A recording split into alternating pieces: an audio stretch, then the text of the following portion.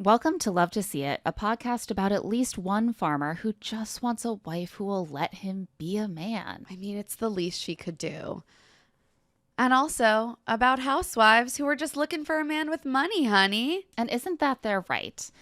We're discussing the final solo dates on Farmer Wants a Wife Season 3 today. And also, just as a little treat at the end, Bravo's new dating show, Love Hotel. I'm so excited to talk about Love Hotel. A very different flavor of dating show from Farmer Wants a Wife. Yeah, in a way, like polar opposite.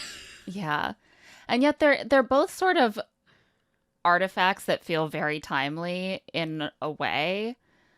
And Absolutely. We'll get into it. We'll get into all of it. So a little housekeeping before we do. We released another recap of The Valley over on Rich Text, which was both dark and fun. You can find that episode at clarentemma.substack.com, or you can subscribe through Spotify. Also, a reminder, we are having a live show in New York City on June 26th to celebrate 10 years of Here to Make Friends / Love to See It.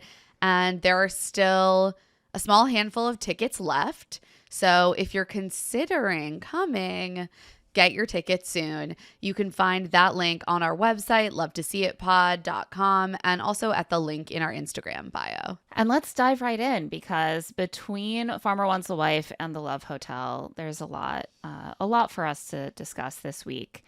So this week on Farmer Wants a Wife, episode 8, it's the final solo dates. These farmers, I feel like they met these women briefly. They've had like one or two opportunities to hang out with them outside of doing farm labor together. And now they're like, well, I think we've about wrapped that all up. You should be ready to make a decision. I mean, I feel like a big part of the process is just them evaluating their ability to be day laborers. So in a way, it makes sense. That is a really big part of it. Nevertheless, this feels speedy to me. It feels faster than Grant's season. I know, it really does. They're like, come on, guys, get down to the brass tacks. And you're like, this man hasn't even had a date with that woman. Right. Like, at least Grant had options in his final 3 that he had previously been on a one-on-one date with. He had a couple of those options. And John basically has none. He has these 3 women he barely knows. So they need to decide on their final 2 this week. How can they choose between 3 women that they met just seemingly moments ago? Off to the farms to find out. With the help of Kimberly Williams Paisley. She's here to help. She's in a field by a lake wearing a marigold yellow polka dot midi dress with a ruffle down the front and cowboy boots. Well, you always have to wear cowboy boots. That's how you signal that you are on Farmer Wants a Wife. Yes, that is correct. A dress and cowboy boots. This dress doesn't actually feel very Farmer Wants a Wife to me. It feels like a little off. It's not something that Ballerina Farm would wear. No. It looks synthetic, you know? It's just so bright and striking. I think at one point, one of the women is like, oh, I love your dress. It's beautiful. Like, the dress is so striking in its brightness that it breaks through the world of the show. Like, it has to be commented on. But that's just Kimberly Williams Paisley playing dress up. And she's like, look at me. If you became a farmer's wife, your whole life would be like this. By a lake, a butterfly is flapping its gorgeous wings. You're wearing cowboy boots and a dress that everyone turns their head to look at. That's the life of a farmer's wife. So we're actually still in Texas at the ranch where they went camping, and the solo dates are also going to take place here because they're truly running out of time. They're like, we can't get you back home before the dates. Let's hurry up and do it. So she pulls the men aside with their camping mugs of coffee for a quick huddle, and they're all like, wow, only 3 women left, and soon there will be just 2. This is going to be so tough because I don't know anything about them because they're like, just met. Which 2 do I find hottest? That will really make the decision for me. Which 2 of the 3 beautiful strangers would look the most gorgeous on my farm? And then the marigold fairy flitters over to Juliana and Karina. And Juliana is really struggling, despite, I would say, like the dopamine shot that Kimberly's yellow dress should be giving her. She's still sad. Even in the glow of the marigold, she can't be helped. Her mood cannot be lifted. She's because bummed. she like knows that she's behind. Just the night before. Just the night before, she was like, my husband will know it's me instantly, no matter what, no matter how long he spent with how many other women. This morning, in the cold yellow light of day, she is not feeling quite as confident about that. She's like, maybe my husband wouldn't know me if he only got to hang out with me for like one interview style conversation before choosing his wife. And she says, you know, I'm not upset. Like, Claire really deserves the date. She's been patient. She's been here since the beginning. But if someone really wanted me to be his wife, he would give me the date. And like, yeah, I think that is a pretty fair conclusion to draw. Because none of his women at this point had a solo date, it's hard not to take whoever he gives it to as signaling like who he wants to pick, because it's like, now you're really getting down to brass tacks. Like, who do you actually want to get to know? And Kimberly is like, why don't you just stick around to see how the date goes? Just see how it goes. Maybe Farmer it'll go John really could hate bad. her. That's how his last 2 dates have gone. Like, they're the kiss of death. No one's ever survived a date with Farmer John before. All 2 of his dates. So you might end up with him by default. And who wouldn't want that? Like, he's like, well, I hated all the women I actually got to know. You're still here. Haven't figured out what I hate about you yet. You said the right things, like, I will have as many of your babies as you want. I won't make you wash the dishes. Ever. And I'll do all the cooking for you. It's honestly a really good deal to be with Juliana. So Farmer John takes Claire on his date, and they go lassoing. Or rather, he teaches her how to lasso a stationary, like, cow sculpture. It's a sculpture. Makes it sound so cultural. It's like they're engaging in art as well. I was art thinking appreciation. Of, like, the golden calf, like biblical. It's like, this is our idol. You shall not lasso Yeah. a graven image. Yeah, it's like, I was like, what do you call it? It's like a mannequin of a cow. It's a cow-shaped solid, okay? It's a cow-shaped solid. And they're putting their Solids wrists come in into many it. shapes. This solid is cow-shaped.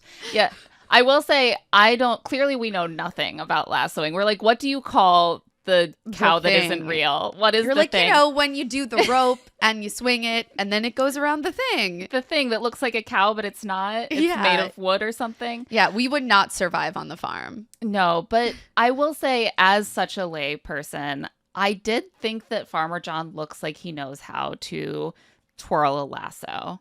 Yeah, he was very competent. Yeah, it looks like it's all in the wrist. You have to kind of rotate your hand around. I felt like I could lasso after this. Did I try? Did I put that to the test? Absolutely not. No, but in my mind, I now know how to lasso. Yeah, and I could definitely do it if I needed to. And Claire does a pretty good job also, but she's kind of nervous because she knows that this date is their opportunity to finally talk about values and see how they align. And the answer is that they honestly kind of don't really align, but she really wants them to. So they pretend they do. She's going to come around to it. She's going to be like, yeah, those sound like sort of similar to my values. Don't do horrible things to family. people. That's good. Like, be nice. I mean, this is truly incredible because John loves to talk about his values in like the emptiest way I'd ever heard. So I was like, okay, at least there are like a few specific things mentioned in this conversation versus what we later see with Lily. He and Lily have the most content-free conversations that I've ever seen. And yet they are like, wow, we really connected. That's why they're on a glide path to success. Yeah. They're avoiding all the uncomfortable real things in the world. I also really wanted to know what other things John and Claire discussed. Like, it just feels like there's context we're missing here. Like if he There's was always aware. so much context missing. Yeah, it feels like maybe there's political context mixed. Yeah, that has been like surgically removed. Yeah. So he actually brings this up by asking her telling her with very exaggerated finger quotes that his totem pole of values, just to be clear, not a literal totem pole. This is more of a figurative totem pole that he's referencing. Are faith, family, and work. And she looks frozen. And then she says, in that order? And he's like, yes. And she's like, yeah, I didn't grow up religious at all. I guess it's like okay that you are. This is what she sees as their values aligning. The number one most important thing to him is something that doesn't matter to her at all, but it's okay that it matters to him. Yeah, I was like, these two are a terrible match. This man is just like nice to you and cute. Yeah. Set the bar higher, Claire. She asks him what he's looking for in a wife, and he says, one, someone willing to be a mom, and two, someone who's willing to let him be a man. Ugh. So many red flags to me. Like, plenty of people want to have children, but it is an odd phrasing to me to be like, what I'm looking for in a wife is just someone willing to be a mom. Well, like I don't want to force her. He is signaling in these ways in his verbiage that he intends to have a very traditional, and he says, I'm very traditional. He says I'm very traditional. But he intends to have this traditional division of labor where she is a mom. Not like that's her identity. Right. And often people will say, I want someone to have a family with. Right. It's different to say, I want a wife who will be a mom. It puts the emphasis on her role being that of the mom and like doing all of the care work and nurturing and home management that falls into that identity. And rather same than with saying, wife. Like she is the wife. Right. She is the wife. She is the mom. John's conception of partnership is my literal nightmare. Like the actual thing that was making me nervous about being married because I was like, I don't want to be like a wife. Capital W. Well, that's what Adam has always been looking for, I think.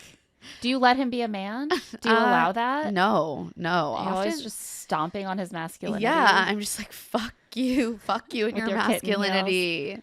Well, that's another dog whistle too, because like, I mean, it's not even that subtle, but it's not subtle. It sort of sounds fine on the face of it, right? It's like, who wouldn't let you be a man? You are a man. Of course you can be a man. You're literally a man. You can do it.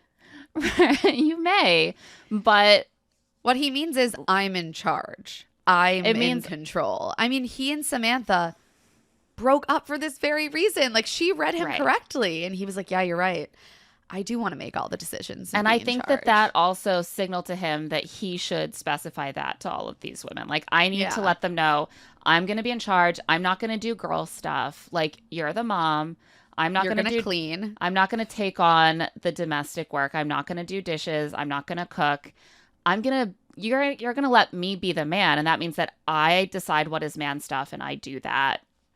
I'm in charge. I delegate the other stuff to you. I mean, to his credit, I am glad he's telling the other women this because hopefully better to tell them. They're alarmed. Yeah, better to tell them than like pretend that you want some equal partnership. Like you don't. You think you want a partner, but like you want a subordinate. Also, when it comes to domestic labor, that is like a funny thing to me is that like John is extremely wealthy. And so I can't imagine that like in his parents' mansion, there's no people being paid to take on some of that domestic labor. Oh, sure. But that just means that she's freed up to live a certain kind of, stay-at-home mom lifestyle. Sure. Right? Like that's actually very common for people who, the economic incentives can work different ways, but there are a lot of people who can't afford to have to have one of the parents stay home. There are a lot of people who can't 100%. afford to have a stay-at-home partner. He obviously is not one of those people. She would be more than welcome to simply have the kids and supervise everything at home.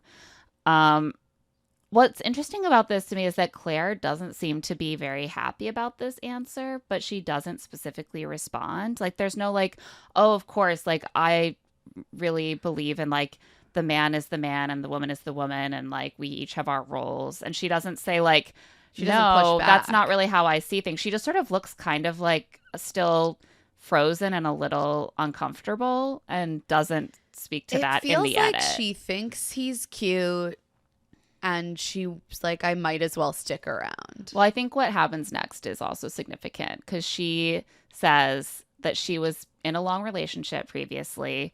And now what's important to her and a partner is genuine kindness and caring and not having to worry about him not wanting to stick by her. Right. And he sounds surprised and is like, have you felt like your partner didn't want to stand by you in the past? And she starts crying and says, yeah, I have felt that way. And he says, well, once we're a partnership, we're for each other. It's about commitment and love. Yeah, he's And like she loves steadfast in a way that she likes. Well, and I think that's something that can happen. And I think this is part of how women end up turning toward the trad wife lifestyle is that they're out dating on the apps. They're meeting these wishy-washy modern men. And they're like, I thought that I could have a great romance and a great partner and a great career, but it seems like I can't. I'm just suffering. So at the least, could I just have a guy who's nice to me? Maybe this Right. guy will be nice to me if I have his kids and I cook him dinners. At least then I will like have earned his love as a wife and he will care for me for the rest of my life. Like So that's what I'm going to dark-sided, settle for but because yes. the grand promises of the modern lifestyle are not Are seeming like to work failing out me for in me. some capacity.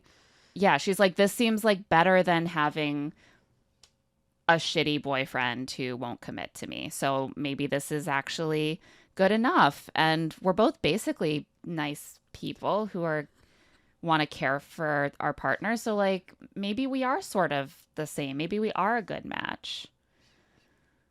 They're It's not, hard- but I hard for me see to how watch. I see how she convinced herself of that. That night, John walks her back to the farm. So I guess they travel back to St. Louis. Yeah, they're very During vague this about date? this. They're like, and they traveled back together. I'm like, from Texas to St. Louis, they traveled back together during their date. What? Did they go on a road trip? Or was Very, there a private plane? On The very Bachelor, unclear. they would be very specific. They would actually make a huge deal out oh of yeah, they're like, this. you want to know what mode of transportation we're taking? Yes, Yeah. that's key. Yeah, sometimes the whole date would just be a road trip together to the next location, like Jared and is it Caitlin? Yeah, Yeah, or it's like part of the date is, ooh, you get to fly on a private jet together because that's time together. That's an experience. And instead they're just like, and now they're in St. Louis together, having made their way yeah, like they home trekked from trekked Texas. across the country. I Yeah. I mean, they wanted to have that moment where he walks her back to the farm where she's staying and he kisses her goodnight at the door. And he says in his confessional, the first kiss with Claire was pretty nice. Just something about her. I don't really want to talk about it. Dude, buddy, you're on reality TV. you came to the wrong place. He's not worried about it. When things actually get sort of romantic with someone, he gets very like, I don't see why I should talk about this. I'm not going to talk about this. What? On television? No. I'm so mad that I still find him kind of attractive and charming. Listen, not every person with Riz is a good person that I would want to marry. And Right. That's okay. He's got a bit of that secret sauce sprinkled on him. But And I would never want to get within like 15 feet of dating. still not our type. Still not our type. Sorry, Farmer John. On that note, we're going to take a quick break. And when we get back, we'll get into the rest of the solo dates. And then, of course, Love Hotel.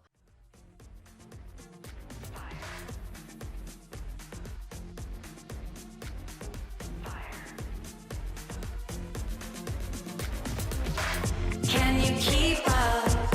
I love it. And we're back. And on his solo date, Farmer Colton is on another like quadrant of the farm, taking Keely cattle herding on horseback. She's so happy. I think he she finally did this got so to that his third type of woman, the redhead. the thing is that I think he already had one-on-one time with Keely, Did he? but it was like a half date or something. Because I remember them sitting together in the woods, and he was like, "The reason that I picked you is because you're a redhead." Remember? Oh yeah. But why was I don't that think they had a one-on. I didn't think they had a full. It might not have been a full One-on-one. one-on-one, but it was some sort of one-on-one thing where he Yeah. picked her for extra time. So now she's really getting to have the experience that she came to Farmer Wants a Wife for, which is to ride horses. And she's swooning. She's like, I'm finally getting my horseback ride. This is what I've always dreamed of. And she's wearing like a lacy white cardigan and what looks like a giant chunky cross necklace made from mother of pearl. Yes. And maybe she's been wearing it the whole time, but I had never noticed it. And once I noticed it, it was like the only thing I could look at. I feel like maybe she has been wearing it the whole time. I was like, what is that? It's so like blobby and luminescent. Is it a pearl cross? But the whole look to me, it feels so like aughts in a way. Like it's like the hottest girl at Christian youth group. Like the straight hair. That's back. And the cross. These girls never were like too I young to know. experience it the first time. I know, but I was like, it's such a funny look to me to wear horseback riding in the sun. It's They're like a not white dressing lace for the cardigan. activity. They're dressing for the camera. And afterward, they sit on hay bales covered in a blanket, and he asks if she this really is the sees farmer herself. wants a wife version of a bench. It is. That's correct. He's like, do you really see yourself in this lifestyle? And she says that this is all she's wanted and all she wants for her kids. But we learn in some cutaway confessionals that Keely has a dark secret to confess, and it might change everything. And it's that she has PCOS, which Colton has obviously never heard of. Obviously. Men are just not well versed on women specific medical conditions. I don't know why I'm surprised. Like, I've heard enough things that men think about, like where tampons go, or Joey you didn't know what endometriosis was. That also shocked me. Yeah. I remember. But it's just one of those things that I feel like I've known so much about for so long, despite not experiencing either PCOS or endometriosis, that I'm like, how can you have lived this long and like dated women and not have heard of any of this stuff? Straight over the head. It made me so sad that Keely was like, this is a rough thing to disclose and you might not want to date me. Yeah. I mean, it means that it might be harder for her to have children. Yeah. It's one of the symptoms that she explains is infertility. And like, I think for a lot of people, infertility sounds like it means you can't have kids, but it's not the same thing as sterility. Like often you can still have kids, but it's much more challenging for one reason or another. And so she explains this to him, and it does seem tough for her. She says she hasn't really dated much since her diagnosis, so she's never actually had this conversation about it with someone she is dating. And Colton reacts really well. He's like, I'm very blessed with my son. If I'm blessed enough to have more, I'll welcome that with open arms. But if not, I won't question it one bit. Like, I'm happy with what I have. Good answer, Colton. Yeah, Keely is really comforted by this. One thing I always wonder when this kind of conversation happens is like, did they talk about whether Keely wants to have kids? Like, he's sort of like, it's okay if you can't have kids. But I'm like, would she be okay with that? Or would she want to like really invest in like a long, right, path of trying to, do IVF or that sort of thing? Would he be open to that? Like, we don't really see that discussed. No. I mean, it's their first date. I know, but I mean, it's always like, Yeah. he's like, it's okay, I don't need to have kids. And she's like, great. And I'm like, Solved. We solved it. I feel like there are more dimensions to this challenge. But she's really happy that he's not just like put off from the jump. God, the bar is so low. And Colton, in his confessional, says that now he feels really connected to her, like there's a rope around them. Colton is just fallen in love all over. Like every woman that he has any amount of spark with He's in love with them. He's in love with them. I feel like Colton is such a lover boy. He honestly doesn't need this show. He just needs that old-fashioned sort of, out west rancher sort of way of finding a wife, which is just making an advertisement in the newspaper, and then whoever shows up, you marry them. Like he could just he could make it work with a pretty girl, and he would find a reason to be in love with them. He could make it work. He'd be like, oh yeah, I love her eyes, and I love the way that she laughs at my jokes, and yeah, she's the perfect wife for me. We're gonna have an amazing life together. It's almost like it's too much for him to have all these options. He's like, I shouldn't be asked to consider my he doesn't know how to options. make decisions because he just likes them all too much. Someone who does not have that problem is Farmer Jay, who takes Rissa fishing, and again, not dressed for the activity, dressed for the camera. Yeah, she's wearing wide leg jeans and an off the shoulder going out top to go fishing. I was like, pan down. Does she have waders on? Like what? She looks beautiful. She looks like she's wearing kitten heels. And they abandon the fishing very quickly. Oh, yeah. They're like, let's just sit and talk so we can find some incompatibility, because it's very clear. I think it was very clear to us that Jay's final two are going to be Karina and Grace. Yeah, it's just hard to bring someone in so late. He at least gives her this one-on-one date, but I think she was going to have to really blow the other two out of the water with some display of compatibility. And instead, she discloses her dark secret. She likes travel. She loves to travel. She would want to continue traveling once she was married. And Jay is like, well, I'm more of a homebody, and also it's hard to travel when you have to take care of the animals. Right.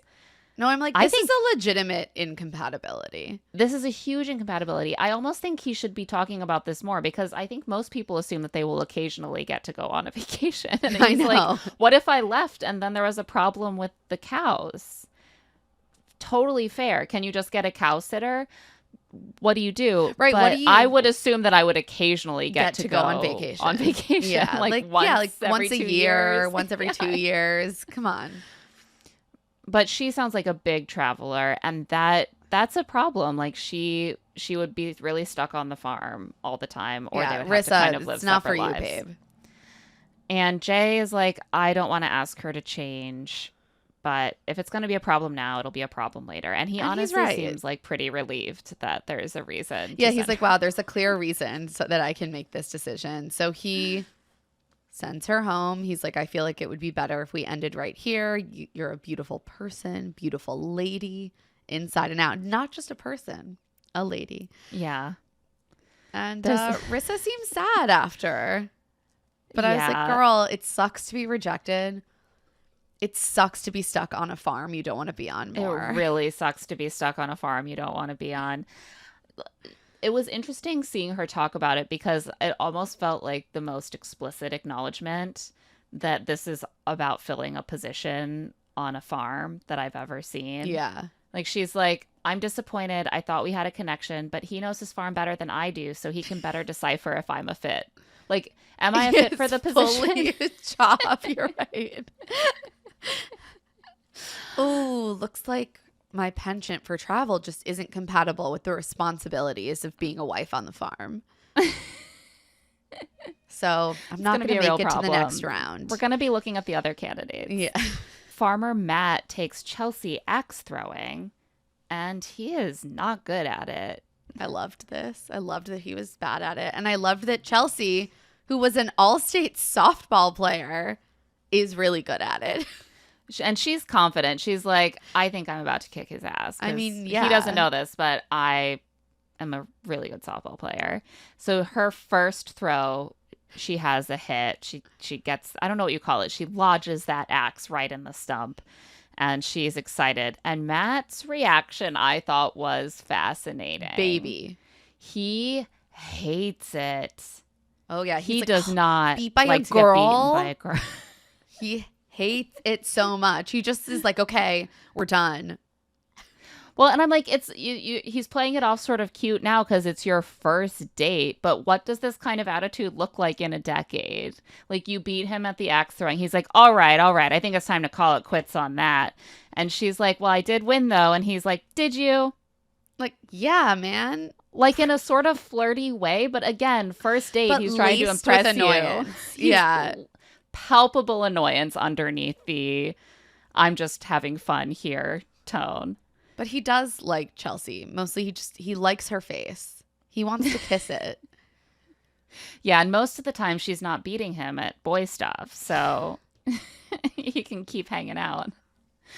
They sit and chat, and he's like, what did you think about what I said about how I like you? And she's like, I appreciate it. He wants a review on his confession of liking her. Well, he's like, I finally expressed a feeling to like one person after Yeah. dating all of these women for weeks. Yeah, he's like, I want more kudos for that. I haven't gotten enough pats on the back. She's like, I appreciated it, but it's hard for me. I haven't been in a serious relationship for like a little bit. And she says it like it's been a long time. It's been a year I and a know. half. And then she's like, a year and a half. I was dying. It's so long. Like, girl, some of us had much longer stretches of not being in a relationship. That tells me that she's a relationship girl. That Yeah. she's accustomed She's like to. shocked by this amount of time. Yeah. She says that it was a little traumatic for her because her heart was in it and his wasn't, and she has a wall up now. What do you know? It's the same story we've heard from like 4 other women this season. And every season on like every dating show. Women are not okay. Like, I think that it's genuinely really bad out there right now. It is. For the straight women. It genuinely is. Like, the sharp increase in how often you're hearing this story from women on these shows in the past few years of, I was in a relationship, but he never fully committed. That really broke my heart. I was in a relationship, but he never put me first or wanted to plan a future, and that broke my heart. Also, I'm so women tired of going on dating situationships. shows because they're like, this is probably going to be better than the apps. Yeah. Mm-hmm. Like, Oh, it's maybe there will bleak. be a person present who actually wants a relationship. That's why when a new woman comes in and the farmer brings them back to the farm, they're like, are you serious? I thought he couldn't swipe right on anyone else here. Right. Like, I thought at least there was a limited pool and Limit I his knew who I was options. competing with. The endless scroll is no good for me.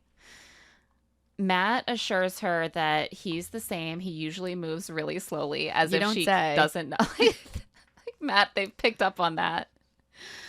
And he's like, but I know if someone is my wife, that won't be an issue. Good things take time. My parents have been married 44 years, yada, yada. Oh, No one such gets a like it, old but school it's true. bachelor thing. I mean, My parents' marriage qualifies me to be a husband. I'm like, Matt, yeah. come on, buddy. My Do parents better. have been married 44 years, so once I pick a wife, I too will be married for 44 years. I know how these things work. I It's felt like he was genetic. almost trying to draw an analogy between how long it takes him to get into a relationship and how long his parents have been married. You're like, not the same thing. Not quite the same thing. Did your parents date for 44 years before they got married? Because it seems like that's the trajectory you're on. And Chelsea's like, wow, we really get each other, unlike anyone else. I was like, on what basis? Because they take things slow, which again, Chelsea, I'm like, almost every woman on the show has this story of having a wall up because someone really hurt them by not committing. I think that other people get you. What they maybe are picking up on is that Matt doesn't seem that interested in dating any of you. But okay, he's warming up to Chelsea. She's like, I'm the special one. We get each other. We're different from the others. They even try to like do a little sneak off camera This moment. was so awkward. They're like, I wish we weren't mic'd. Are they still filming us? Yeah. Guys, if you do that, it will always be included in the final edit. I know. It's like we get to see you taking off the mics and sneaking behind the roping arena bleachers It's and great. hooking up. We hear the smacking of the lips from the boom mic that they like held up to the bleachers. You think It's they're like- not prepared for this? They're It's- prepared. It looks like think back to the Joe Millionaire slurp heard round the world. if you go off camera to hook up, they will punish you by making it seem even more intense than if you had kissed on camera. Right. Just kiss on camera. What's going on here? You're on a dating show. These people are like, God, I wish that I weren't mic'd for this dating show so I could talk to the person I'm dating about our date. It's so annoying. So when we see them again, they're hanging out in the arena with the lassos, looking a little sheepish, a little covered in lipstick. And it's like, gosh, I wonder what they were getting up to. I guess They do we'll never kiss know. again. We do finally see a kiss on camera. I was like, see, look at that. Honestly, he Not must that really hard. like her because he seemed really committed to not smooching. Oh, no, I think he really likes her. Who would have thought that Matt would develop feelings? On that note, we're going to take a quick break. When we get back, the rest of this episode of Farmer Wants a Wife, including the Eliminations, and of course, our Bravo Love Hotel check-in.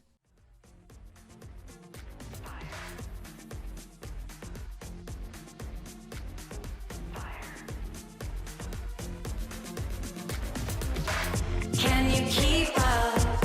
I like love it. And we are back, and it's time to head back to the farms because the other 3 farmers have to eliminate one of their ladies. Yes. John is like, who shall I eliminate? Oh, right. Juliana's here. He literally comes off as if he like sees her in a field journaling and is like, I guess I'll just send her home. She's at loose ends. I can go over and dump her right now. Yeah, this is easy. She's isolated. It's perfect. She's the lone gazelle.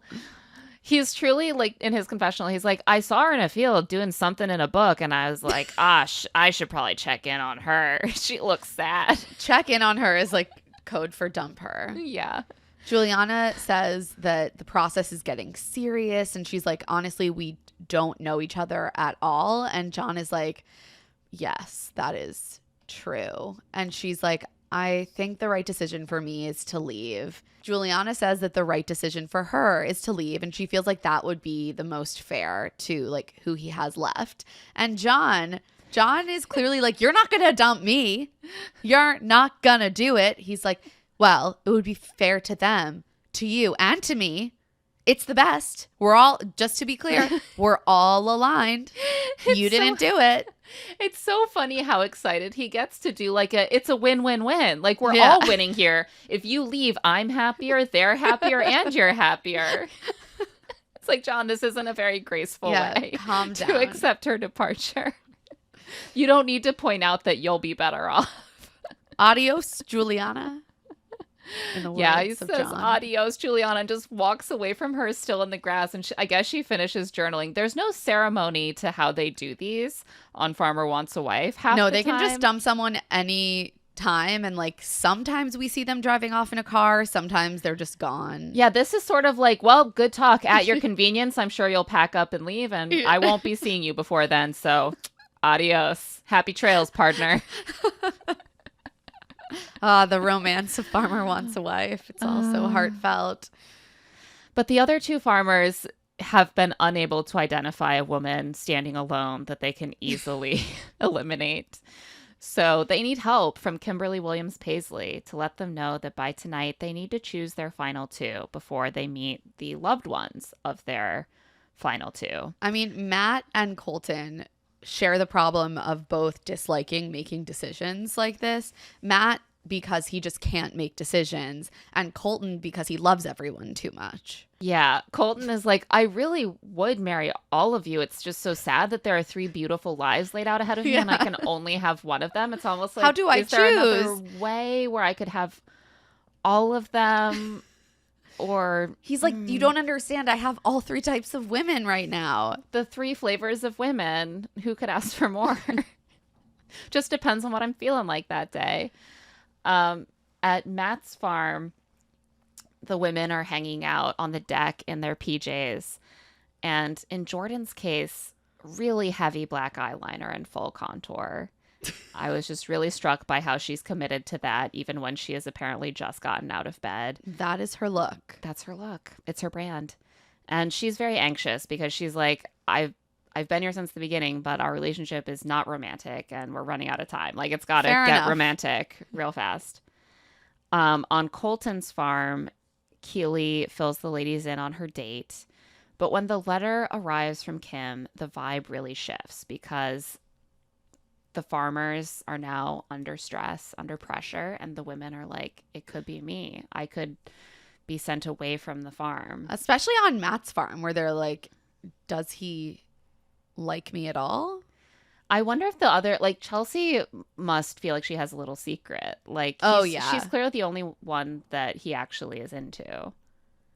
Yeah. I No, think Chelsea's that not worried. Jordan but- is really his type physically, but they haven't, like, Right. That's why I was like, obviously, connected in any other Halle is way. the one going home. It's so clear. right. Yeah.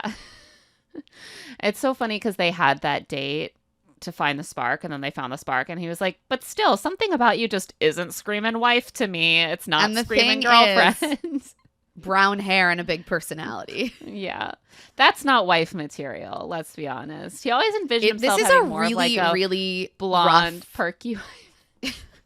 It's a really rough episode for Brunettes. That's the first thing I texted you after I Yeah. watched.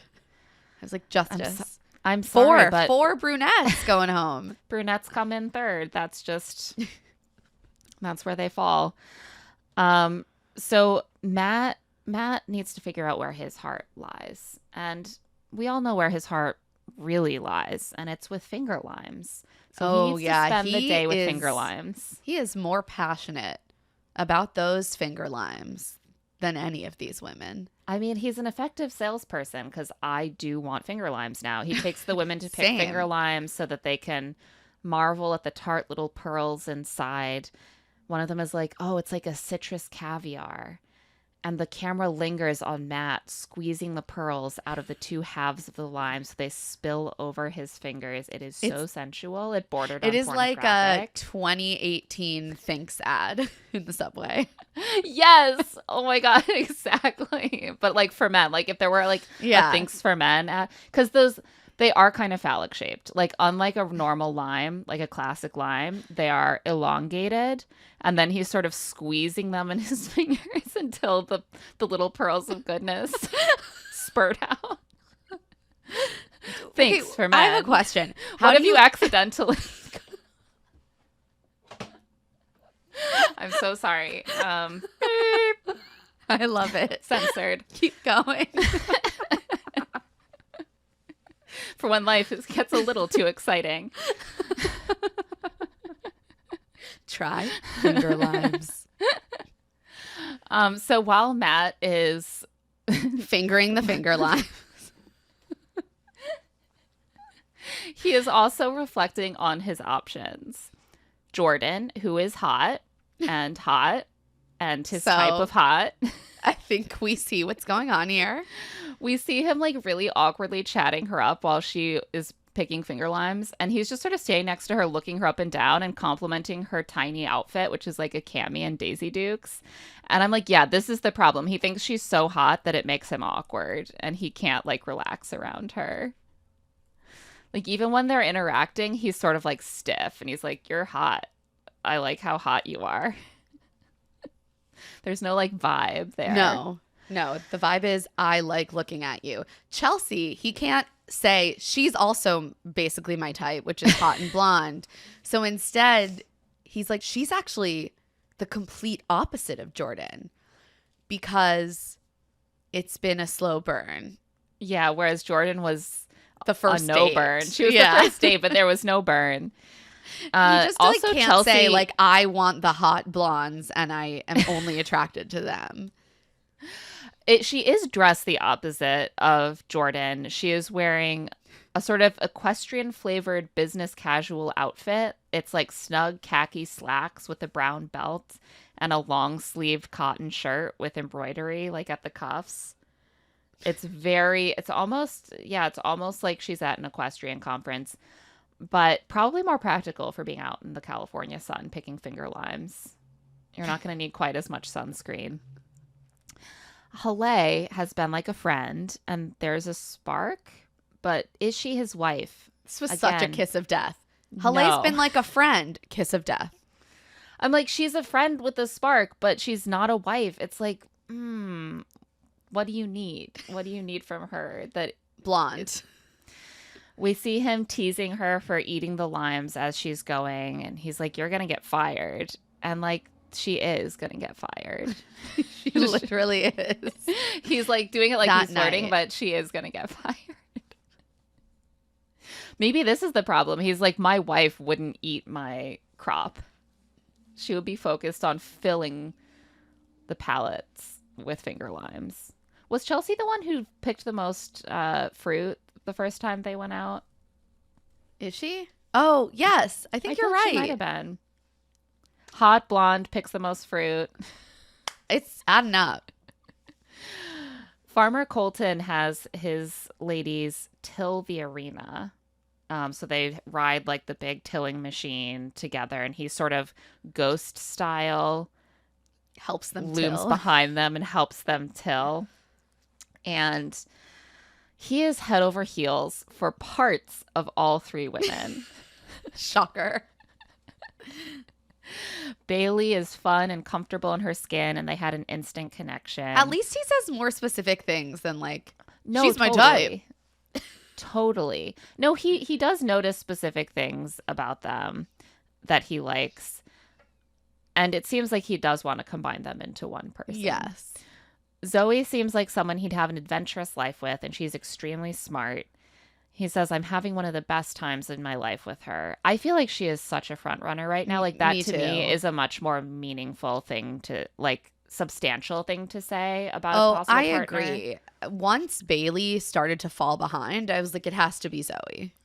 Yeah, because if you haven't gotten past she's fun and easy to hang out with at this point, she's getting Yeah. lapped by Zoe that he kind of admires and thinks will make him better. He tells Zoe that tilling is more about penetration than speed.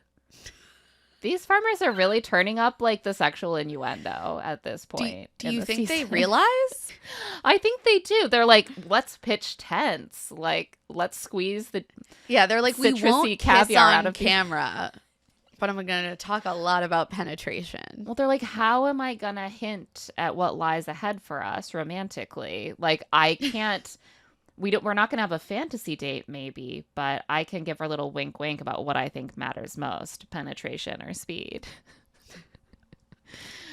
Keely, he says, surprises him more and more. She's natural at getting along and so many things, and it's hard not to like her. This feels like a runner-up. Definitely. He really likes her. And I think he felt really bonded to her after their date because he She wanted opened to up like to protect him her. and- Yeah. yeah. And Bailey is just sort of unraveling. She's like, no longer feel special. I no longer feel pursued. And so she pulls Colton for a chat. And she's like, look, I feel like you haven't really been able to sense the fact that I've been retreating, which is true. And he's like, oh, is oblivious to is it about the other girls? And she's like, I thought I'd be okay with it, but I'm just having a tough time.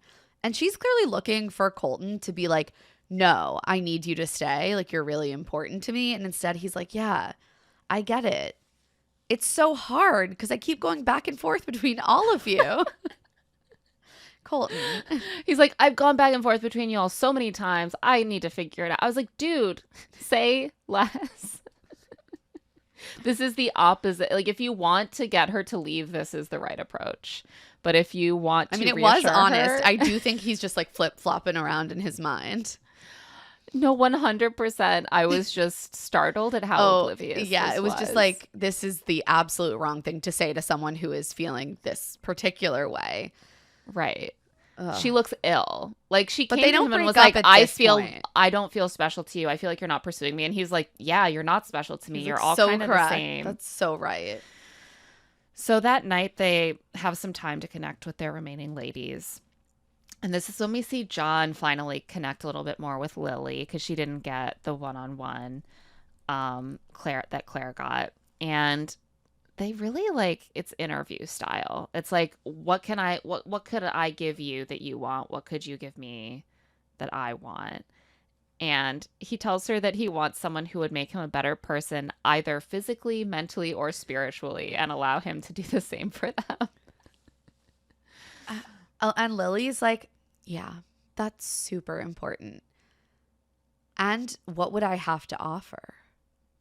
But then she doesn't really say. Or was she saying that's what I have to offer? Or is she saying that what I would have to offer is that I look for that in other people, and I look for people. She's like, I look for in other people, like, what's your purpose? What's your why? And they're like, oh my gosh, yes, I love what's your why? I'm like, wait, but what's your why? What's your why, though?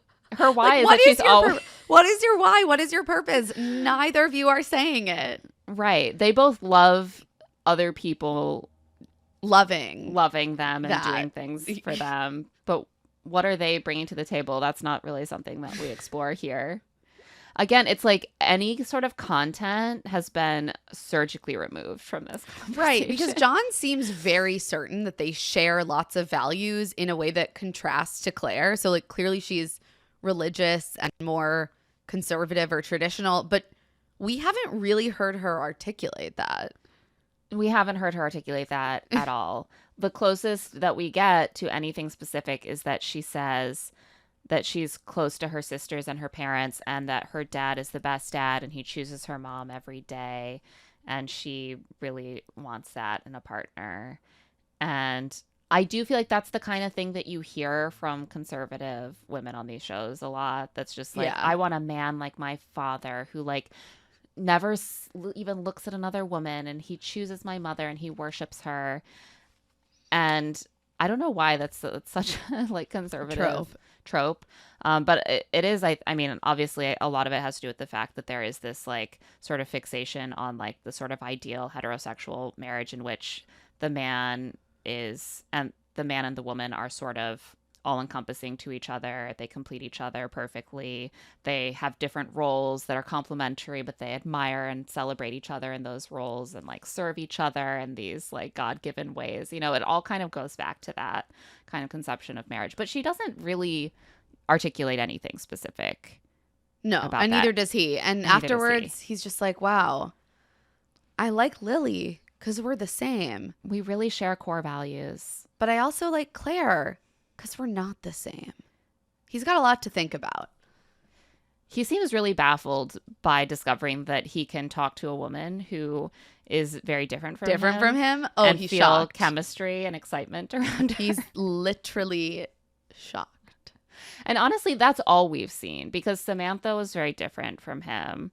And so is Claire. And those are the women that he has sparked with by far the most. Well, that's the thing. I was like, you do clearly like a woman who can match your strength and humor, but you want a woman who's going to be willing to be submissive to you. That is also a bit of a trope in this space of like conservative dating, is like, I'm looking for a True. submissive woman. If you find any hot 19-year-old cashier who just wants to be a demure housewife, every man who is successful will want her. But, you know, in reality, a lot of times what men want is to sort of prove how dominant they are by winning over an independent, strong woman and crushing her, taking her over, like making her submissive to him. And so sometimes the women who actually are more naturally demure or submissive are not as exciting or interesting because there isn't as much of a chase. Yeah. But that doesn't mean he won't choose Lily. Like I still actually think he will choose Lily, because I do Yeah. think at the end of the day, he is pretty clear on the fact that he does need those things. I don't know. Yeah, it's just funny. It's funny that he doesn't see how drawn he is to the women with stronger personalities and more differences with him. He's surprised by that, and I don't think he should be. But I do think he is approaching this with a more practical mindset, and he's going to choose someone who fits his bill. 100%. Matt and the gals share a family dinner, and it looks pretty awkward, but Haley is feeling good. She's ready to move forward. They're so comfortable with each other, and she wants to talk to Matt to really get this locked down. So she's like, Matt, I'd love to speak to you alone. And the other two women excuse themselves to get wine, and they're all laughing. And I was like, do they know that Haley's going home? But she asks where he's... They might suspect, because they seem very happy to leave. I honestly think Haley also might suspect, but hopes she's wrong. Yeah. She asks where he's at with her and if he sees it progressing.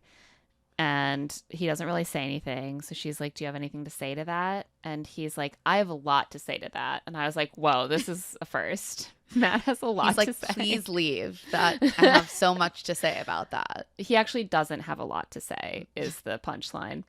He says they've gotten along so well. He has a special place for her, I guess, in his heart.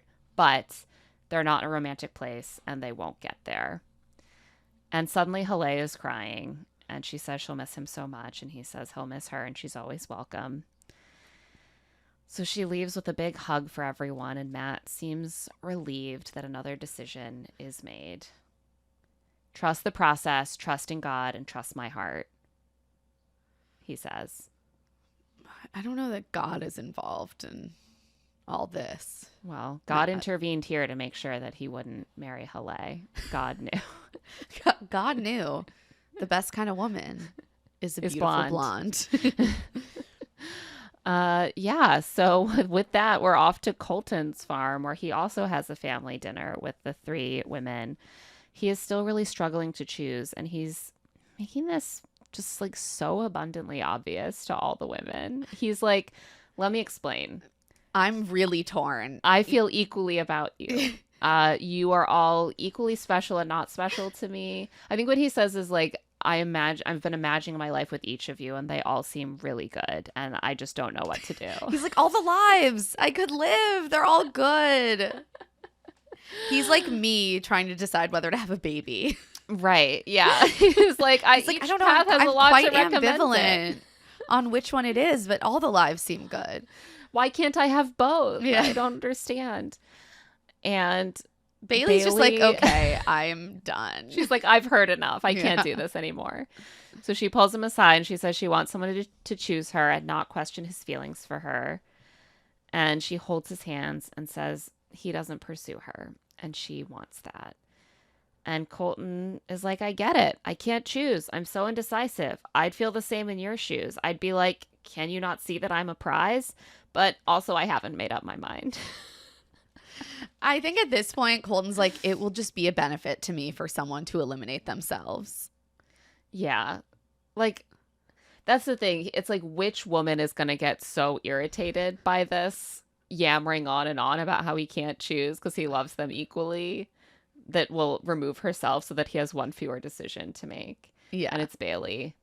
Bailey weeps and says she does like him, but she loves herself enough to say that if he's still unsure, it would be best for her to send herself home. And he's like, that sucks, but I understand. Sad to see you go. He doesn't seem that sad. He seems fine. Seems fine. He's like, are you glad you came, though? Did you have a nice time? And she's like, I am glad I came. And he's like, great. I'm so glad, too. Bailey also seems fine, to be honest. Yeah. I mean, she has clarity. She's like, I'm not what he wants. He's not what I need. Now I know. And Colton, in his confessional, says, on the bright side of all this, I've still got 2 great ladies here. Always looking on the sunny side of life. Colton is truly like the sneak attack star of this season. Yeah, I'm weirdly obsessed with him. Same. He and John are really providing like the meat of the show. Yeah. Unfortunately, Jay is just so soft spoken. Like, his women provide drama and action. Yeah. But Jay himself does no, not at Matt's and Jay's farm, the women are doing a lot of work. Yeah, the women are doing all the work. Matt and Jay, like, they barely speak. But I really really was so happy to see that someone made a decision for Colton so that he didn't have to. And Matt made a decision for himself. And so Matt made a decision for himself. It's so great. So next week, it's like the Meet the Families episode. I think it might be 2 Meet the Families episodes. Oh, really? Well, yeah, I think we might get 1 episode about like half of their families and 1 episode. Because I think they meet each other. It's like, I think the women are going to meet. Yeah, so it's probably a lot of content. I don't even remember from. I think they've done it different ways, but just from the promo, I only saw 1 woman from each farm in all the promo footage. So. Yeah. Well, I think that, we have a couple more episodes to go. Yeah. So we're going to meet some families next week and really get a better sense of who's ready. to live that lifestyle. Let's give this an aspiring trad wife rating out of 10 milkmaid dresses. For me, this one is like an 8 for the John conversations alone. Yeah. He's like, women are wives and mothers and manliness, ego boosting machines. Yeah. And I love that. That was powerful. I think also the way that it's sort of transparently framed at several points that like we just have a role here to be the woman who works on a farm and we just got to slot someone in there. That also I think boosted the rating for me. Yeah. But you know, there were some nice conversations like with Colton and Keely about their family size that were a bit less trad wifey. True. And you know, I think I'm gonna give it a 7. So personally. generous of you. Yeah, thank you. I think the John stuff really threw me. Ugh, no, that was intense. Okay, now it's time to talk about Love Hotel. Such a different tone. It's a whole different kind of show. Yeah. So, background on Love Hotel. It is a Bravo show. It's a new dating show. 3 episodes have aired so far. And we follow 4 leads, all current and former housewives, who are looking for love with a series of men who check in and out of the Love Hotel. They go on dates, have eliminations by way of offering up keys, and then new men are periodically brought in. And I'd say like the structure to me feels more similar to F-Boy Island in a way, in that it's like a few women who are all aligned, dating from the same pool of men, but that's not mined for like as much drama as one would think. They sort of mostly end up sorting out their top contenders naturally, and like if they like the same person, it's not that big of a deal. If they like the same person, then Shannon loses. Yeah, poor Shannon. The leads are Shannon Storms Bedore, a Real Housewife of Orange County, 2014 through present. So solid decade there. She is 61. She married her ex-husband, David Bedore, in 2000. And in 2015, she revealed on the show that he had had an 8-month affair with another woman. And they were separated by 2017. And the divorce was finalized in 2019. And she also had a pretty stormy relationship that was on the show, I think, which I don't watch, but it seems like it was frequently part of the storyline. Yeah, I do not watch OC either. So yeah, John Jansen has gotten many mentions already. So she had this stormy relationship, and then she also had like a pretty serious DUI about a year before the show filmed. So those struggles are kind of central to the way that she is like moving through this show. I also learned that she has like a QVC line of healthy meals, and I didn't realize that you could sell healthy meals, like meals, on QVC. You can sell anything on I know. QVC. I mean, it's very Deborah Vance coded to me. Oh yeah, 100. She has that vibe. Giselle Bryan is a Real Housewife of Potomac, 2016 through present. And Giselle is 54. She was married from 2002 to 2009 to a megachurch pastor, Jamal Harrison Bryant, and their relationship ended after he cheated on her. A common thread. Yeah. They have 3 daughters who are now mostly grown. Yes. And in 2019, she revealed that they were dating again, and then they split again in 2021. And he is remarried, but they remain close. Yeah. I mean, they're still co-parents. Yeah, but still, like, that's not always a friendly relationship. No, it is honestly impressive. Also, something I love is that Giselle previously casually dated. She on Watch What Happens Live called it a situationship. Had a situationship with Winter House star Jason Cameron, who's like 38. So she's very open to dating younger men. She's kind of open in general. And she's also absolutely stunning, as is Jason. So I was like, that's a hot pair. I mean, Giselle's sexual charisma and just general Riz is off the charts. insane. Like, she's effortlessly dominating this season. As if it's a competition. It's not. And yet somehow she's winning. Luann de Lesseps is a Real Housewife of New York, or she was from 2008 to 2021. And she is just a chaos queen. She's an icon. Yeah. Luann is the one that I was the most familiar with because I don't Same. watch Real Housewives of Potomac or OC, but I have dipped in and out of Roni. And Luann is just like a larger than life character. I mean, Yeah. she's kind of a Bravo, like OG star. She's someone that I was familiar with, not just from, because I never watched Roni when she was on it, but just from, like, honestly, the gossip blogs. Like, Oh, yeah. she was covered on all of, like, the gossip blogs that I used to read back in the day.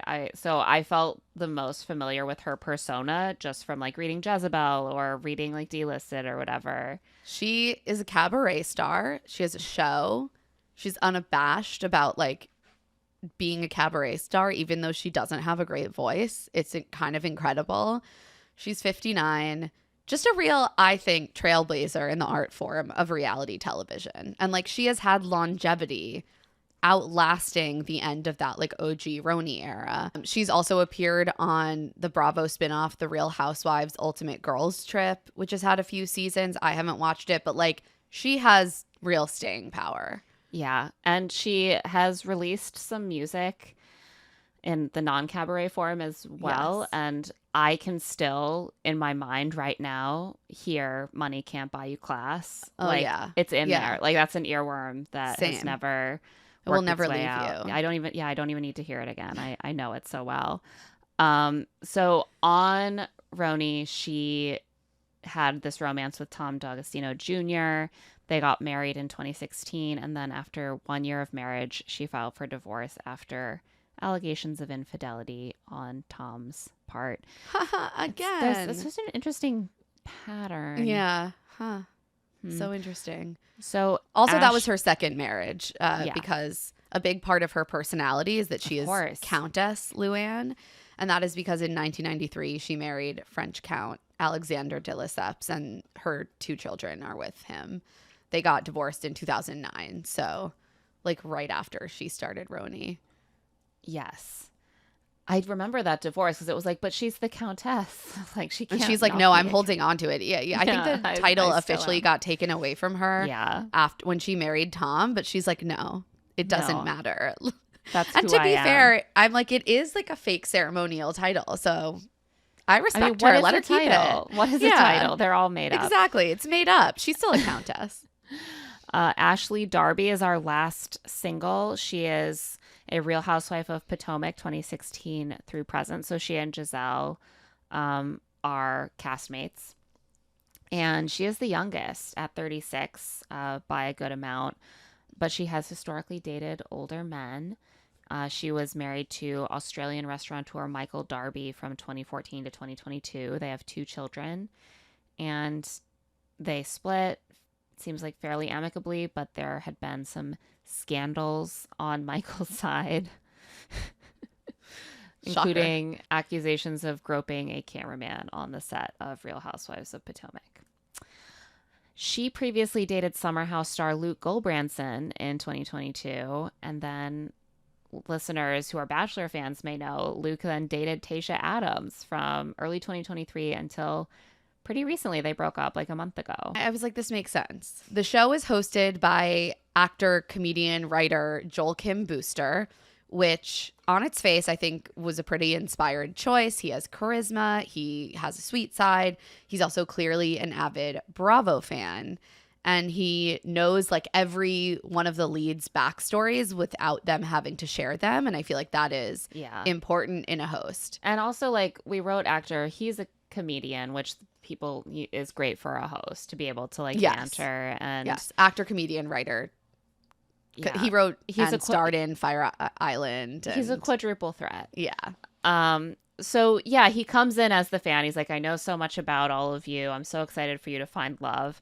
But actually, the one thing I knew about this show before I started watching it was that there had been a huge, like, blow up between Joel Kim Booster and Shannon Bedore after I filming. had fully missed this, and this is absolutely wild. It's crazy. I've never seen anyone do something like this. After filming Wrapped, so way before the show came out, it was like last summer, he posted Instagram stories pretty harshly attacking Shannon by name. I mean, really harshly.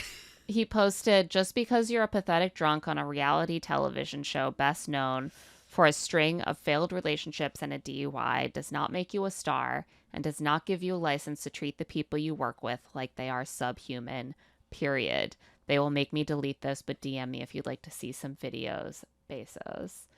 And then he did delete and posted, "Well, that was quick. Anyway, don't regret it. Hope you screenshot it. Hope she suffers." And then final slide. "Let's just say I can't imagine what John Jansen went through. Poor guy." And that was her ex that she filmed with. I'm just like, on the what did show. she do? Did anyone see the videos? I have not seen any more information come out about this. Yeah, I'm baffled. Like, what did she do? And also, it's like a really wild grounds for probably terminating your relationship with NBC Universal behavior. Yeah, so it's sort of interesting to me that, like,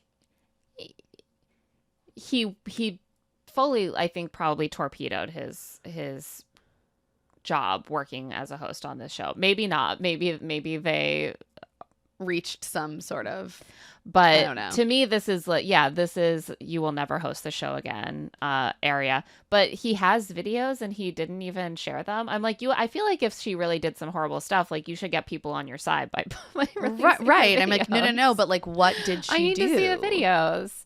It seems like, okay, so a couple weeks later, he posted like a full apology to his Instagram stories. It's actually crazy to me. This caused like news cycles. You know, this was widely covered, his original outburst. And yet I missed it. I'm Weeks so later, he posted an apology just to his Instagram stories. Weeks later, and it says, "The Housewives of it all. I've had a lot of time to think and process about this, and I wish I could say that I was not the guy who posted those statements on Instagram, but the fact is that I am. I let an on-set conflict cloud my judgment and access the darkest, ugliest part of myself and said things I don't stand by or even believe, and I am deeply sorry that allowed my worst self to cloud my judgment. I know Shannon has had an extraordinarily hard year, as she has bravely shared, and as someone who has struggles of their own that have spilled over into work, I should have had more grace for her in that moment." Okay, so first of all, it's very not believable. Like, this is not an apology that I buy. Is this him trying to save his job? Right, but I have to imagine delay? that immediately he was getting called to the carpet for this. Oh, yeah. Like, no, I have so many questions. It doesn't make sense. Weeks later, and then it's just on Instagram stories, and it feels like sort of almost like a Frankenstein like PR statement and what he actually wanted to say apology. Like, the Housewives of it all. Like, that's what you're going with, right? Like the lead into this. What? It's very strange. But then he's like, "I just called this woman a pathetic drunk. After 2 weeks of reflecting, I would like to say that she has bravely shared her extraordinarily hard year, and I just honestly, I really admire her so much." Like, what is, if you really feel this way and you just had an error of judgment or like lashed out because you were mad, it took you an awfully long time to come back around to, yeah, "I'm so sorry, she's actually great." If anyone can shed light on what she actually did, please slide into the DMs. But apparently it's not reflected in the show at all. I mean, it's not definitely as far as we've seen, which makes sense because it all happened afterwards. Right. So but this latest episode was like a deep conversation between the two of them. Right. And so she addressed this at a live show. Someone asked her about it. I think like a Bravo podcaster, a blogger. And she basically said, "It's so random and weird that he did that. I don't know what it's about. Before the wrap party, he had tears in his eyes and said, 'I'm so happy for you.' And she said it's going to look silly for him because he had nothing but love for me the entire show. And it's true. We truly see this very warm heart to heart where he tells her that she is a prize and she should celebrate herself, and everyone makes mistakes. And that's what we're seeing play out in the show. In an interview last month, he elaborated on what happened, not with any of the details that we truly crave, but he said that what upset him had nothing to do with filming. It was only about something that happened at the wrap party after filming. So he's like, there won't be any like simmering drama on camera because we were totally fine then. And he's like, also, I'd love to host again. I have some great ideas. I think they should cast Heather Gay and Paige DeSorbo. I mean, yes. They should. And yes, they should. Great choices. I will be very interested to see if he remains as host. It seems like the kind of thing a network would not want. Well, because I could see them saying, oh, well, the drama brought us attention and yada, yada. And he apologized. But who would feel comfortable of the potential stars having him there? I think they all like closed ranks. They're like, oh my God, like, I don't know why he would say that about us. Right. This is kind of intense. And if you don't have the trust that like, also I'm sure he signed a contract being like, you can't do this. Right. Like it's the leads of the show. So I don't know. I'm just like imagining Jesse Palmer coming out and being like, wow, Joey seems pretty great, but yeah. But then yeah, it's just not it's not what is traditionally considered professional. But I'm also just really curious about what happened because honestly, I do believe like you can take it back or be like, I should have had grace for her or I overreacted, but it really makes me believe that she did something really horrific at the wrap party. That's the thing. To someone who worked on production or staff or something. Like he's making it sound like she thinks that there are people who are beneath her that she can treat like crap. Right, which to be fair wouldn't surprise me from like most housewives but like also we don't know what it is. So it's really hard to assess. Well, as a certain great artist once said, money can't buy you class. It's so true. Should we discuss the action of the actual show, not the drama surrounding it? Yeah, let's get into it. It's taken me a little bit to get into this show, and I think it's taking the ladies a little bit to warm up to it as well. Yeah.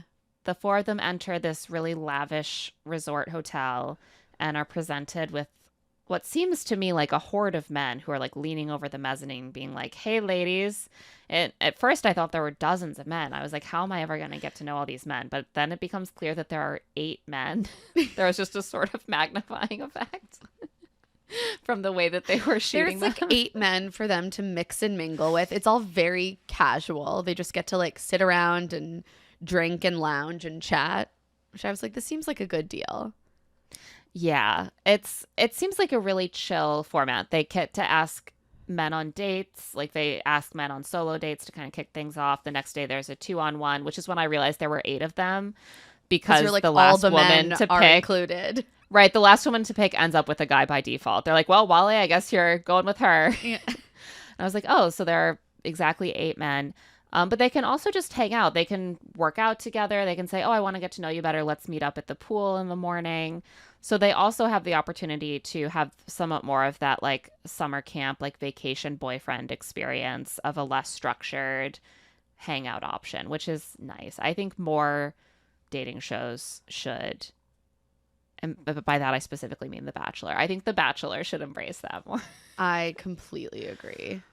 So we meet these men and the women start to sort of take their pick of this group because again it is all just one big group for them to choose from. And Ashley is immediately sort of focusing on the younger 2 men, Wale and Nick. And Ashley is like, well, Wale and I have great chemistry, like they kiss like really early on. He's pursuing her really hard. And also he has a little secret weapon, which is that the other women really want her to get with Wale for some reason. Well, I feel like they're like, he's hot and too young for all of us. Right. So Ashley deserves this. He deserves this. I feel like more even than F-Boy Island, they're showing a big interest in matchmaking for each other and shipping each other. They're like, oh, I love you two together. Like, your relationship, I love it. And because they're all like at least friendly just from making the Bravo rounds. yeah. And they all have like respect for each other in a professional sense. So they're like, great. I think this one would be good for you. Yeah. That one can't keep up with your lifestyle, nor mine. Somehow that never conflicts with them getting first priority for the guys they really like, but they're always really they will just snake a Ralph. But even when Nick tries to take Ashley back to her room so he can get a kiss, maybe, they all come out and like make a big ruckus and cock block him. He's like, why am I getting cock blocked right now? And they're like, Nick, go to bed. We're tired. Also, everyone, all four of them, like this guy, Ralph. Okay, so this was kind of like a big reveal at the end of episode 3, because I thought that only 3 of them wanted Ralph. The 3 older women all want Ralph. Ashley likes him too. After she saw him likes do yoga, and she's like, look at him. Look at the flexibility. That definitely clearly helps. She's like, I've always been interested in Ralph. And Ralph is like, what? Why? The thing that is most endearing about Ralph is that he is confused by the fact that everyone likes him. I mean, he's tall, and Luann articulates that is a big appeal of Ralph. He's tall. I think that Ralph maybe is also bringing a little bit of that, something we talk about on the show a good amount is the appeal of the guy who doesn't seem unattainably or like too pretty or too hot.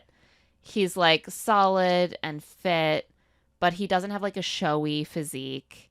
He also isn't like, oh, I'm so aware of my own charm, which he is just looks like a regular charming. hot guy. Like he would be like a football coach, or like he's a carpenter in a Hallmark movie who dates the like widowed mom who just moved back to town. Like he's sort of like he seems regular enough that you're like, I bet he's a down home, like, salt of the earth kind of guy who would be reliable, and I wouldn't always be fending off, women who are, but then they all converge on him, and suddenly they all have to fight each other for Ralph, who's just this relatively normal looking, like tall, sturdy guy with like a gray beard and thinning gray hair. It's like such a chill fight for Ralph. They're just like, Ralph, I like you too. I know. And clearly Ashley was sort of like, I should take a back seat on Ralph because the young guys are here for me. They're not going to date the young guys, and they all want to date Ralph, so I'm not even going to go there. But her ardor grows and grows. She can no longer contain herself. She simply must speak. Ralph, it's me. I'm standing right in front of you. I've been interested this whole time. And Ralph is like, what? Ralph is like, I don't understand what's happening. Why does everyone like me so much? So at first, it's really Luann, Giselle, and Shannon who are fighting over Ralph. And unfortunately, they have other men who are trying to get their attention. Mostly Luann. Luann is funny because she has 2 almost identical hot bearded white men who are super boring, and they are fighting for attention. It's sort of like Tweedledee and Tweedledum. Yeah, and she's just like, I don't care for either of them. They sit on other sides of her like they're fraternal twins, like so similar but different, and they both try to engage her in conversation, and she's just like, yeah, okay, I'm just gonna go somewhere else. Yeah. I think I'm not enjoying this. And when they have to make their first choice of who to stay and who to go, she talks about both of these men whose names I don't even remember. One of them is Mark, I think. And the other one has a different name that I don't remember. And she's like, I think, our lifestyles are too different, and like you're attractive, but I don't know if there's a spark. Anyway, I like that Ralph's tall, so I'm going to pick Ralph. Obsessed. I was like, this is why you want Luann on your dating show. I mean, she's like, I won't be limited by who's into me. Yeah. Ralph is tall. He's tall. That's what I want. I'm not going to be limited by what looks shallow. He's tall, and that's what I want. He's tall, and those men are boring. Why would I want them around me? Well, and also it's in the framing because that is television. That is making entertainment. In her confessional, she's like, I just think that this one is so different from me that I would be bored. I wouldn't want to go surfing with him. The other one, I really feel like my gut is telling me he's just here to play. He's not interested in love. So I don't think either of them is really a serious option for me. But then, of course, in the moment, she says the most, like, the funniest possible spin on it instead. It's so good. Shannon ends up picking the man they call Earl the Pearl, who has white crocodile shoes with eyes that he wears to everything. And Earl. a very sad backstory of being widowed that was really heartbreaking. And I think they all kind of have decided that Earl is sort of eccentric and good-hearted. And so they immediately all very passionately start shipping Shannon and Earl. Yeah, and Earl is like in awe of Shannon. It's like, you're Yeah. so beautiful, and they like connect on an emotional level. It's clear that Shannon is like trying to convince herself to be into him. Yeah, because Ralph is taken and she is not. She knows that if Giselle and Luann and herself are going for Ralph, that she's going to be the one sitting there on the couch being like, oh, okay, I guess I'll talk to him later. She's not getting in there with her elbows fighting. No, I for really, Ralph. really related to Yeah. Shannon in that way. I was like, that's me, the invisible one. Yeah, she's like, I get third dibs, so I will talk to him when everyone else is done. I was also fascinated by the white crocodile shoes with eyes that she's like, are you going to wear those on our date? And he says, oh, I have other shoes, but he does wear them to the date. So maybe he doesn't have other shoes. He's like, this is what's so distinctive about me. Yeah. Ashley picks Wale after calling Nick out for standing her up for a pool date that morning, which is wild because he's acting very confident. He's like, I think I have this in the bag. I'm chilling. And she's like, you weren't there for our pool date this morning. And he's like, well, you stood her up Nick gives while me you're weird competing for vibes. her attention on a dating show. I was like, you send Nick home. I wonder why this handsome, successful, strong-jawed 45-year-old man is single and hasn't started a family yet. Yeah. Can't commit to a pool date with the woman he needs to impress so he can stay at the resort for one more day. Giselle has several men she's interested in, and many men who are interested in her. Ralph, Jay, and Phil, who is like someone that she only gets to know sort of toward the end of this first period, but he seems like he has sort of an interesting life. And he's like cosmopolitan. He lives in Los Angeles. He's like very cultured. He travels, the whole thing. And Jay is more like a nice guy that she's attracted to, so she takes him on her solo date, but then there's no real chemistry. Like, he's just being very nice and sort of inert, and there's no liveliness to their connection. But she does want them all to stay, and so they're each supposed to pick one person to stay, and then they are allowed to jointly decide on one more person to stay. And she manages to finagle all of her men staying because Luann picks Ralph, she picks Jay, and then she somehow gets the other women to pick Phil for the wild card. It's really impressive. She's so charming in every way. And in her confessional, she's like, I wanted these three men to stay, and they're still here because I just swindled the girl. I am now obsessed with Giselle. I mean, that is, put her on the traders. She is that was manipulating my the first thought. situation. I was like, this woman needs to be on the traders. She would really, really thrive. I think she'd do a really good job. Because I think she also benefited from the fact that Ashley was pissed at Nick and Luann was so bored by her two options. Yeah. And Shannon secretly also wanted Ralph, who is still there. I'm saying she's playing the social game, though. She has goodwill. She really with got everyone. them all to be like, you know what, Giselle, you deserve this. We're going to keep Phil around because we want you. We want to hook you up, girl. So in episode 3, which is the most recent episode that's aired, 6 new gentlemen come in for a mixer, and each of the ladies is allowed to give one of them a key to the Love Hotel. mostly they seem bored by these men. Yeah.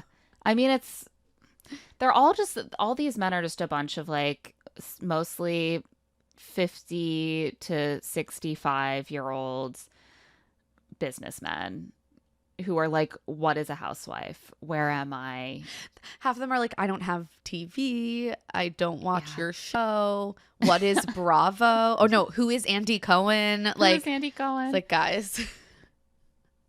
That is a fascinating dynamic of Yeah. casting a dating show for older women, celebrities. especially. I mean, it's also the case for casting The Bachelorette, that you're much more likely to have men show up who have no idea what's going on. As we frequently point out, these men do not know what's happening. They don't know how they're supposed to behave.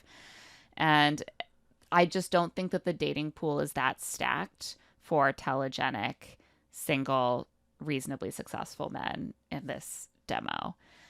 And Shannon and Luann both end up gravitating toward this guy, Adam. And I was like, is this just the one who looks the most like Ralph? Yes, he's Ralph Light. He's Ralph Mini. He's shorter than Ralph for sure. But he has a very similar look. And I feel like they were just sort of like, this is the closest to Ralph that I'm going to get in this group of guys. And he went to USC, which is appealing. And also Adam shares Luann's dad's birthday. Oh, this is And really sad. She flips out when he says his birthday and like starts crying and runs out. And he's like, he clearly was oblivious to what was starting to happen. She was starting to get upset and he was like, yeah, well, I do have the same birthday as him, but hopefully not in the same year. And she is already like in full tears, like getting up to excuse herself. She talks about how much she admired her dad and how much she misses him, and like she like needs to like take a break after this. And we see Giselle go to comfort her and talk to the camera about how she relates to it because she lost her father recently. I thought this Yeah. was so touching. I had a slightly different reaction, but like it's not bad. I think that my reaction was sort of a little more like there isn't a lot of emotional regulation on display here, because like I feel like you could maybe kind of keep it together enough to Luann's not whole run out thing. crying. Yeah, Well, but this is the thing, Claire, right? This is the Claire, whole thing about what the is Housewives. better for television? They literally know. are trained to have as little emotional regulation as possible. That is the assignment. No, you're right. So I was like, oh, she's having an emotion. It's coming out in like 20 different ways. Like that is Luann. That's so You're right. consistent with Luann. Yeah, and it was very sweet. And they show the pictures of her and her father, and that is sweet. But I was like, no, they're like, it's sweet, Whoa. and also it is like comedy. it's comedy and it's drama. Sad. Yeah. And this is how the men are unprepared for this dynamic. Much like myself, I'm not a big Housewives watcher. I'm like, I felt like I was looking at my 5-year-old a little bit. I was like, oh no, I mean, but can't you just take a deep breath and not like run out crying right now? Like, why are we crying all of a sudden? Everything's fine. And the men have that sort of reaction too. Like Adam is like, what? Like, where is she? Like, what happened? Like, is that It's like, I thought I was going home. is that He like bad? thinks like he thinks he like made her cry and she hates him now. He didn't realize that, much like a Love is Blind contestant, she now knows everything she needs to know about him, which is that he shares a key piece of biographical information with someone important to her, and therefore he is her soulmate. Right. If you share a birthday with someone's father, then you're meant to be together. And so she feels more connected to him, even though she ran off crying. And so she ends up giving Adam her key. Shannon gives her key to her runner-up because, of course, Shannon never gets first pick, which is a guy named James, I think, who's just a very regular businessman type of guy. Yeah, they're all blended together. I'm not These gonna guys are lie. really... There's one guy who... Actually, it was funny how nothing his description of his job was. Do you remember this guy? He was like, yeah, I'm in the business development consulting space. Yes. So, you know, I connect find clients with clients. clients for clients. And yeah, it's just a really fun space. Yeah, It's a really so interesting fun. space. Connecting And you can just see, clients to the clients for their clients. glazing over. The more levels of client you have, the more fun it is. So I'm having the time of my life, and the women are like, uh-huh. Ashley picks a hot real estate guy who would be handy around the house because he used to flip houses, and his name is Jason, and he's also very hot. But Giselle keeps her key. She's like, I have 3 men to She's juggle. 3 men. It's a lot. And I was a little bit like, oh, it's interesting that they had a wild card key given out earlier, and this time they didn't give all of them out. Almost like it was planned this way. She got her extra guy out of the original pool. Yeah, I do think they were all more interested in general in the original pool of men. They seem like underwhelmed by these, even though there are a few promising ones. Then they have this like astrology dinner, and things end up getting pretty tense between some of their original connections. So Wale and Ashley end up having a fight because she told Giselle that he's more serious with her than Jason. And Giselle's like, oh, he's funny with me. And Ashley said, I don't see that side of him. And Wale's like, I'm very funny. I'm so funny. I don't understand. He's like, and also, if I you yell keep at her, asking me she'll serious see. questions. Yeah, he gets mad at her. He's like, you're asking me serious questions. So that's why we're talking about that. It's your fault. And you don't want to like me. He goes to being angry at her about it not going well so quickly. Yeah, I did not like it. Huge turnoff. And she's being very placating. She's like, oh, I didn't realize you felt that way. Like, I'm so sorry. But it clearly turns her off as well. She's like, this is getting way too intense already. And I don't even know if I want more kids and you want kids. Like, we can't just dive in and have this really passionate relationship. We need to take a step back. Meanwhile, on the other side of the table, Earl and Shannon are fighting about how he never eats vegetables. I'm sorry, that is alarming in a never eats 60-year-old vegetables. man. He's made it that long without vegetables. Why start now? It's no, I'm You're not concerned about convinced? you, Earl. Eat your fucking greens. I was dying at this because I had this exact conversation when I went out to dinner before prom with my friends, and my prom date told me he never ate vegetables. Okay, but that's a teenager. This man is 60. I'm not saying that it's this. Well, he probably still doesn't eat vegetables. What I'm saying is that I've never seen an actual conversation that I had like this in a similar setting too, like a group dinner of couples. The exact same conversation. He was like, I don't eat vegetables. And I was like, what do you mean you don't eat vegetables? You have to eat vegetables. Except then he said that he has V8 juice instead. And I don't think that Earl even has V8 juice. Yeah, Earl's behind. How does he survive? And then he's like, stop criticizing me, like my bitch ex-wife. Yeah. And she's like, I feel triggered because my ex would suddenly be mad at me and I wouldn't know why. And he's like, I feel triggered because my ex-wife would criticize me. And he ends up leaving and she leaves in tears.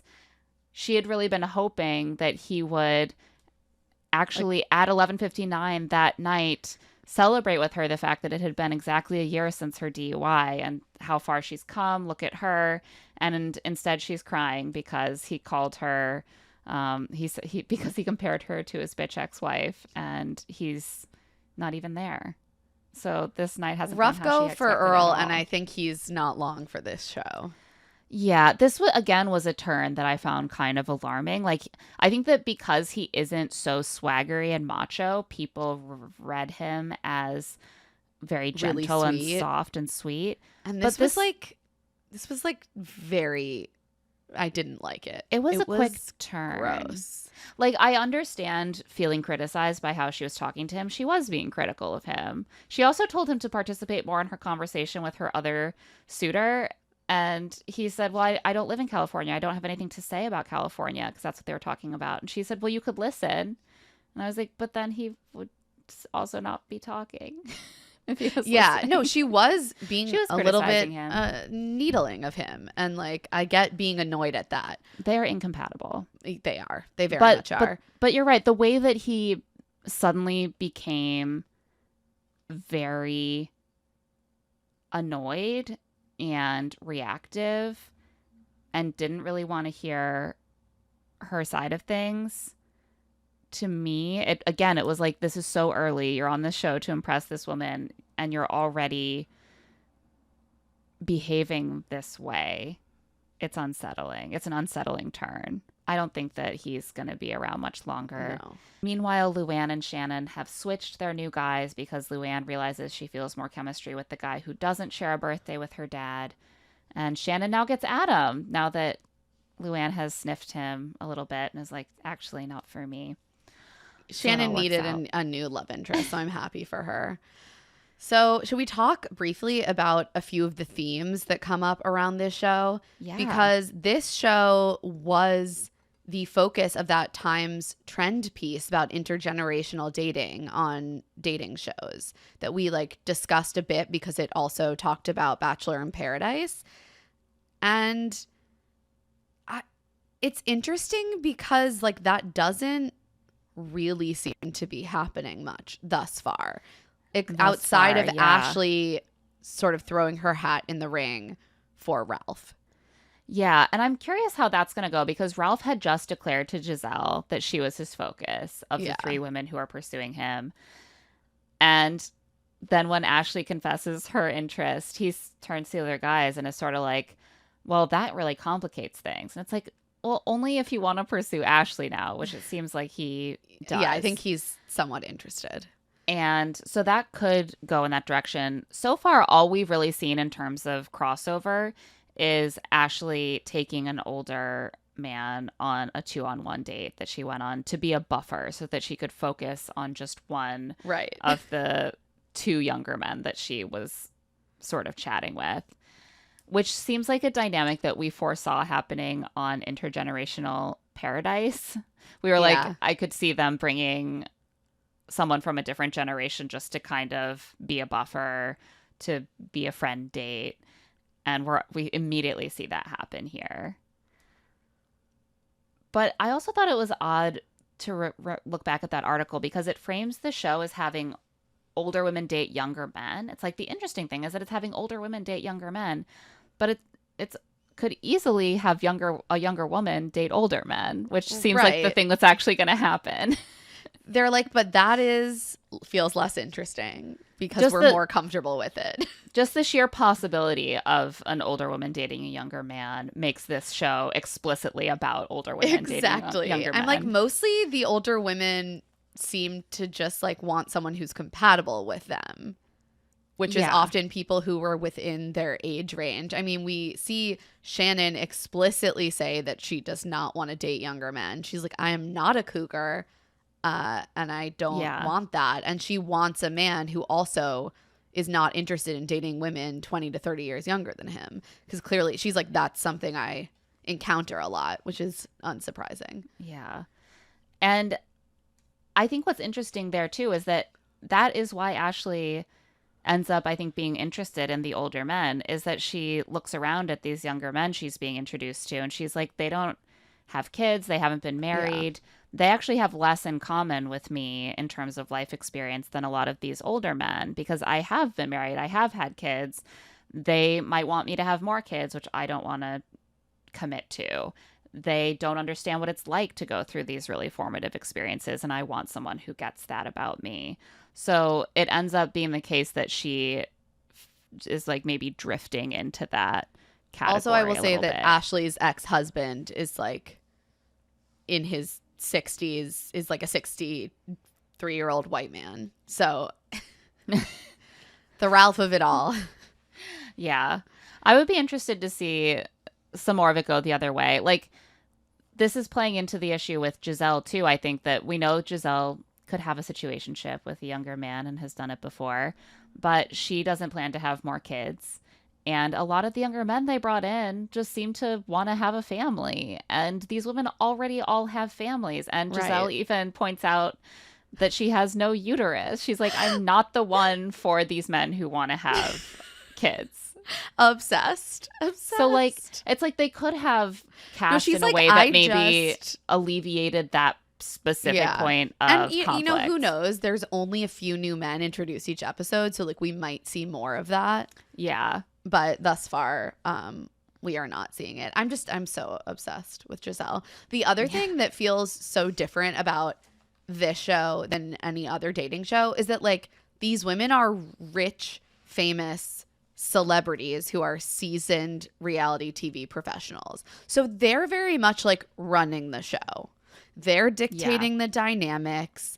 They don't seem particularly concerned with whether the men really like them, except as like an ego blow, because they're like, I don't know, I'm a celebrity.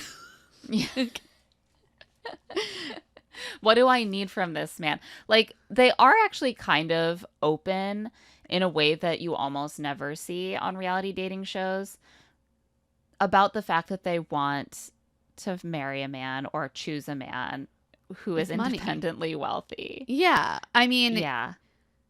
and it's not surprising given who all of them are. Right. And they are already, as we said, they're already rich. So, and that's, part of their brand is like, I am rich because I married a rich man. Like, I am the housewife of a prominent man. That isn't always specifically exactly the case with every housewife, but that is sort of like the concept of the show, right? And so to say, well, yeah, I want another man with money is not such a surprise. It doesn't conflict with their brand. But also, they already have a lifestyle. They have money. They want someone who can keep up. They're not looking for a leech. They're not looking for a gold digger. Right. They're like, I don't want to just be like a caretaker to this random man. Like, I need someone who can deal with himself. Right. But like do the same things that I want to do, which require means and access. Yeah, exactly. I'm just like sort of obsessed with it because they're so brazen about it. They're just like, yeah, it's what we want. Yeah. And you just would not see that because on a normal dating show that's not full of celebrity reality stars, it would like play so badly.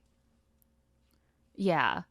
Well, it made me think about what normally contestants on reality shows have to offer to like win the audience over. And it's normally their authenticity, their humility. They're just like us. They're so honest and open. They really want love. They're here for the right reasons. They just want to find the right person for them. They want to find their best friend.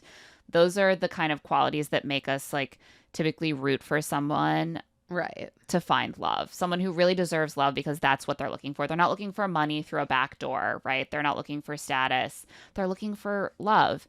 But these people are famous for very different things. These people don't really have the same incentives as your average dating show contestant. They don't need to try to win us over by seeming genuine or down to earth. Part of their whole brand is that they're not down to earth. They're not like us. And so when they say like, oh, yeah, I just need a man with money. If that were just The Bachelorette, we'd be like, ew. Right. Literally the same sentiment expressed by a housewife is just this funny part of their brand. It's funny and it's honest to them and their weird world that is so different from ours.